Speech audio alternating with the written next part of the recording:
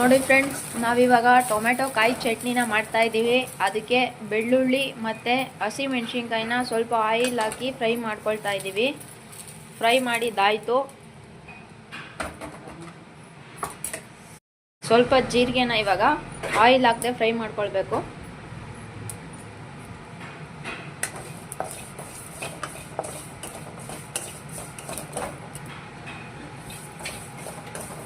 ಒಂದು ಸ್ಪೂನ್ ಜೀರಿಗೆ ಆಯಿತಾ, ಸ್ಪೂನ್ ಜೀರಿಗೆ,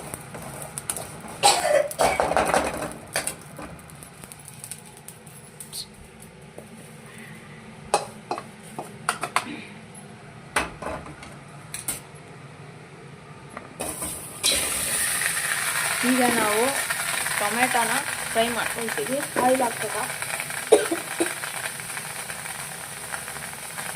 ಸ್ವಲ್ಪ ಆಯಿಲ್ ಹಾಕಿ ಫ್ರೈ ಮಾಡ್ಕೊಳ್ಬೇಕು. ಇದು ಪೂರ್ತಿ ಹಣ್ಣು ಆಗಿಲ್ಲ, ಪೂರ್ತಿ ಕಾಯೂ ಅಲ್ಲ, ದೊಡ್ಡದಾಯ್ತು.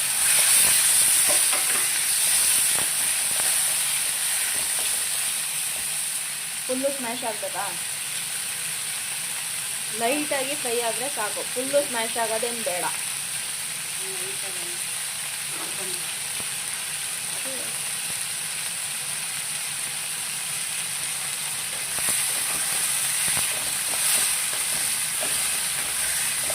ಚೆನ್ನಾಗಿ ಇನ್ನೇನಾದ್ರು ಆದ್ಮೇಲೆ ಕೊತ್ತಂಬರಿ ಇತ್ತು.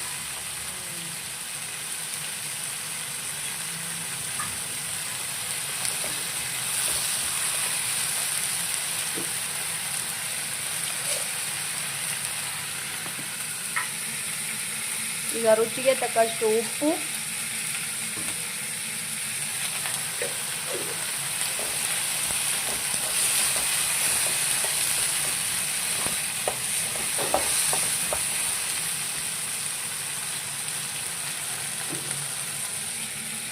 ನಿಮ್ಮ ಖಾರಕ್ಕೆ ಎಷ್ಟು ಬೇಕೋ ಅಷ್ಟು ಮೆಣಸಿನ್ಕಾಯಿನ ನೀವು ತಗೊಳ್ಳಿ. ಇದನ್ನು ರೆಸ್ಟಲ್ಲಿ ಯೂಸ್ ಮಾಡ್ಬೋದು. ಹಸಿ ಮೆಣಸಿನ್ಕಾಯಿ ಯೂಸ್ ಮಾಡಿ ಮಾತ್ರನೇ ಮಾಡಬೇಕು ನೀವು. ಇದನ್ನು ಟೇಸ್ಟ್ ಚೆನ್ನಾಗಿ ಬರಬೇಕು ಅಂದರೆ.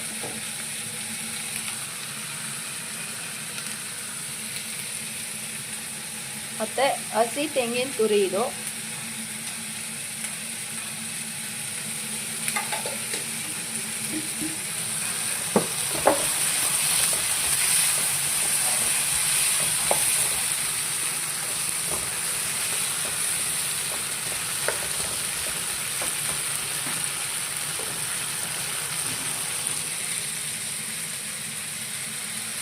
ಸ್ವಲ್ಪ ಕೊತ್ತಂಬರಿ ಸೊಪ್ಪು.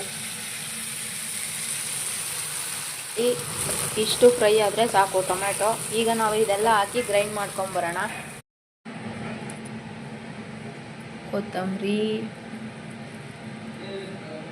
ಮೆಣಸಿನ್ಕಾಯಿ, ಬೆಳ್ಳುಳ್ಳಿ ಮತ್ತು ಜೀರಿಗೆ ಮತ್ತು ತೆಂಗಿನ ತುರಿ, ಉಪ್ಪು.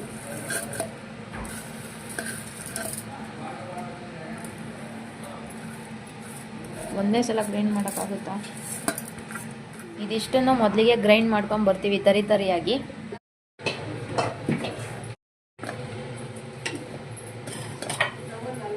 ನೋಡಿ, ಈ ರೀತಿಯಾಗಿ ಗ್ರೈಂಡ್ ಮಾಡಿದ್ದೀವಿ ನಾವು.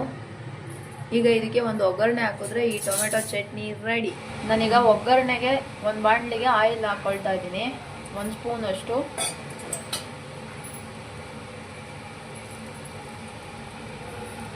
ನಾವು ಟೊಮೆಟೊ ಹುರಿದಿದ್ದಂಥ ಬಾಣಲಿಗೆನೆ ಹಾಕ್ಕೊಂಡಿದ್ದೀನಿ.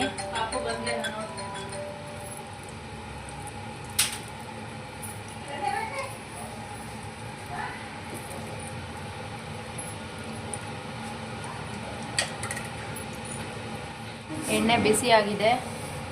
ಇವಾಗ ಸ್ವಲ್ಪ ಸಾಸಿವೆ, ಸ್ವಲ್ಪ ಕರಿಬೇವು ಸೊಪ್ಪು,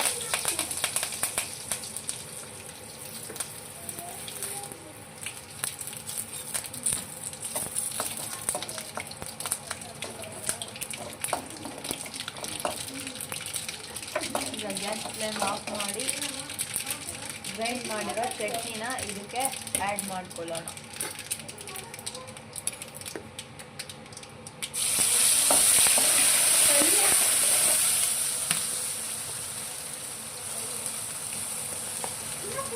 ಸೊ ನೋಡಿ, ನಾವು ಪೂರ್ತಿ ಚಟ್ನಿನ ಆ್ಯಡ್ ಮಾಡ್ಕೊಂಡಿದ್ದೀವಿ. ಗ್ಯಾಸ್ ಫ್ಲೇಮ್ನ ಕೂಡ ಆಫ್ ಮಾಡಿದ್ದೀವಿ. ಈಗ ಈ ಚಟ್ನಿ ರೆಡಿಯಾಗಿದೆ.